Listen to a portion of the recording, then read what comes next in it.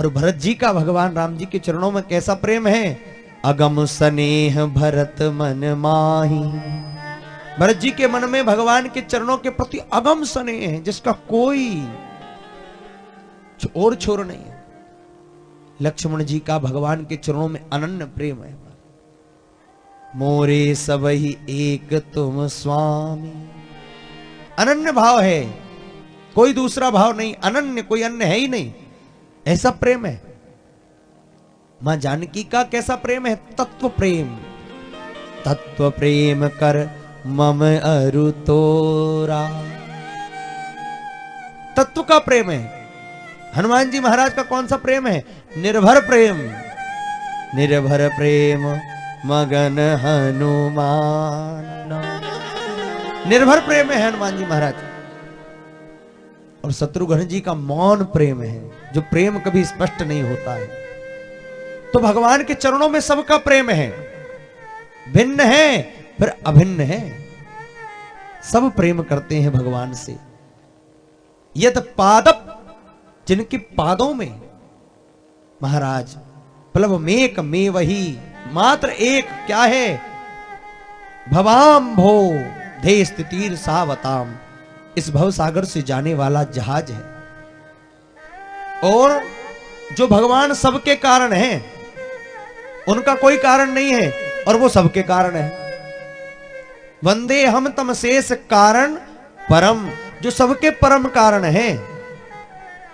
ऐसे राम जी को प्रणाम,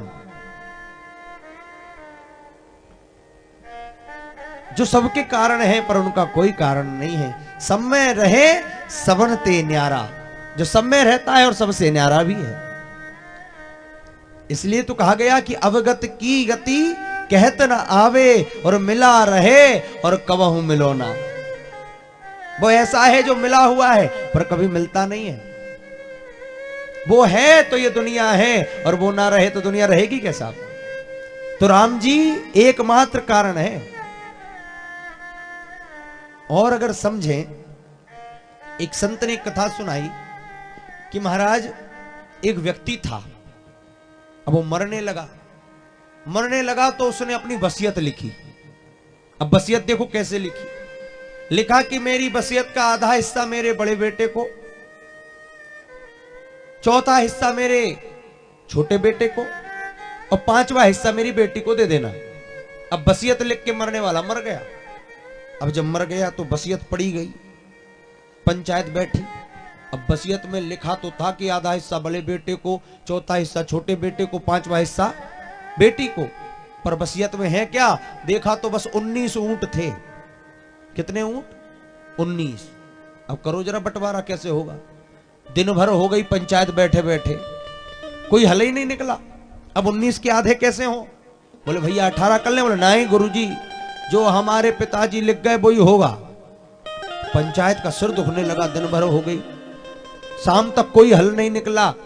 एक व्यक्ति अपने ऊंट पे बैठ के ही आ रहा था, राजस्थान की घटना है। उसने कहा क्यों भाई, काहे की भीड़ मची है। बोले भैया देखो, मरने वाला तो मर गया, हमारी आफत कर गया। क्या हुआ। बोले देखो ये लिख गया है कि आधी संपत्ति बड़े बेटे को, चौथा हिस्सा छोटे को और पांचवी बेटी को। तो बोले क्या दिक्कत है। बोले अरे भैया 19 ऊंट है, इनका बंटवारा कैसे होगा। उस व्यक्ति ने कहा मरने वाला मेरा बड़ा मित्र था, एक काम करो मेरा ऊंट भी उसी में मिला लो। अब कितने हो गए? 20। अब हो जाएगा बंटवारा। अब तुरंत बंटवारा होने लगा। बोले भैया क्या लिखा है। बोले आधा हिस्सा बड़े बेटे को। अब 20 के आधे कितने होते हैं? 10 ऊंट दे दिए बड़े बेटे को। अब बचे कितने? 10। अब क्या लिखा है। बोले लिखा है चौथा हिस्सा दे दो छोटे बेटे को। अब 20 का चौथा हिस्सा क्या होता है? 5 ऊंट दे दिए छोटे बेटे को। अब बोले क्या लिखा है। बोले लिखा है पांचवा हिस्सा बेटी को। अब 20 का पांचवा हिस्सा क्या होता है? 4 पंजे 20। 4 ऊंट दे दिए छोटी बेटी को। अब बताओ कितने हो गए? 10 और 5 15 और 4 19, बचा 1। बोला हमारा ऊंट हमें तो, हम चले। अब बताओ वो ऊंट मिलने के बाद भी नहीं बटा और उसके बिना बंटवारा हुआ भी नहीं। तो राम जी भी यही हैं। समझना कैसे, ये 19 ऊंट हमारे अंदर भी बैठे हैं। 5 तो ज्ञानेंद्रियां, 5 कर्मेंद्रियां 10 और पंच प्राण, प्राण अपान समान व्यान उदान, पंच प्राण हो गए 15 और 4 हमारे महाराज अंतःकरण, मन बुद्धि चित्त और अहंकार, ये कितने हो गए 19। पर ये 19 अकेले कुछ नहीं कर पाते। 5 ज्ञानेंद्रिया, 5 कर्मेंद्रिया, पंच प्राण और 4 अंतःकरण मिलकर भी कुछ नहीं कर पाते जब तक कि इसमें 20वां वो परम पिता परमात्मा रूपी आत्मा हृदय में ना हो, तो ये 19 कुछ नहीं कर पाते महाराज। सब कर परम प्रकाशक जोई, राम अनादि अवधपति सोई, वही सबसे ऊपर है। जिस दिन ये निकला 19 तो रहेंगे पर लोग उठा के जलाए आएंगे। क्यों? बोले भैया इसमें राम नहीं रहा। इसलिए लिखा तुलसीदास जी ने कि महाराज भगवान की ऐसी माया है, इसलिए लिखते हैं तम शेष कारण परम, वही संसार के मात्र एक कारण हैं और उन्हीं के कारण से हम सब कारणभूत हैं। तम शेष कारण परम, अशेष कारण जिसका कोई कारण ना हो, ऐसे तम शेष कारण परम रामाख्य मीसम हरिम, ऐसे राम जी को मैं प्रणाम करता हूं जिनकी माया वर्ष वर्त विश्व अखिलम, जिनकी माया सबको नचाती है, सब जग को रही नचाए, हरि माया जादूगरनी, बड़े अद्भुत खेल रचाए, हरि माया जादूगरनी। ये जादूगरनी है इनकी माया, कोई या को मार पार न पावे, ये सबको नाच नचावे। कैसा? बोले दुख में सुख को दर्शाए, हरि माया जादू गरनी, ये दुख में भी सुख दिखा देती है। ऐसे भगवान को प्रणाम किया, क्योंकि भगवान के पास 2 चीज है। देखो, एक तो भगवान की माया है और दूसरी भगवान की भक्ति है, और दोनों ही चीज भगवान देते हैं। भैया जिसको माया चाहिए वो माया ले जाओ, जिसको भक्ति चाहिए वो भक्ति ले जाओ। किसी ने पूछा महाराज दोनों में अंतर क्या है? बोले सुनो, अगर खुद नाचना हो तो माया ले जाओ, और मुझको नचाना हो तो मेरी भक्ति ले जाओ, क्योंकि भक्ति में बंधकर तो मैं खुद नाचता हूं और माया देकर बांधकर तुम्हें नचाता हूं।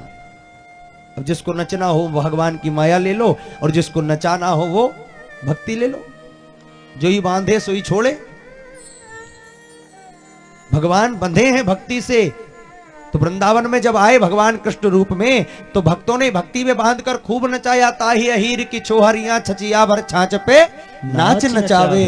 तो छचिया भर छाछ पे जब नाच दे, क्यों? भक्ति के कारण। और नहीं तो माया में तो सब नच ही रहे हैं, घर में, परिवार में, दुकान में, सब जग को रही नचाए, हरि माया जादूगरनी। भगवान तो कहते हैं भक्त तो मुझे नचाते हैं, भक्तन ने मोकू नाना भांति नचायो। इसलिए तम शेष कारण परम रामाख्य मीसम हरिम। और अंतिम श्लोक में कहते हैं नाना पुराण निगमागम सम्मितम यद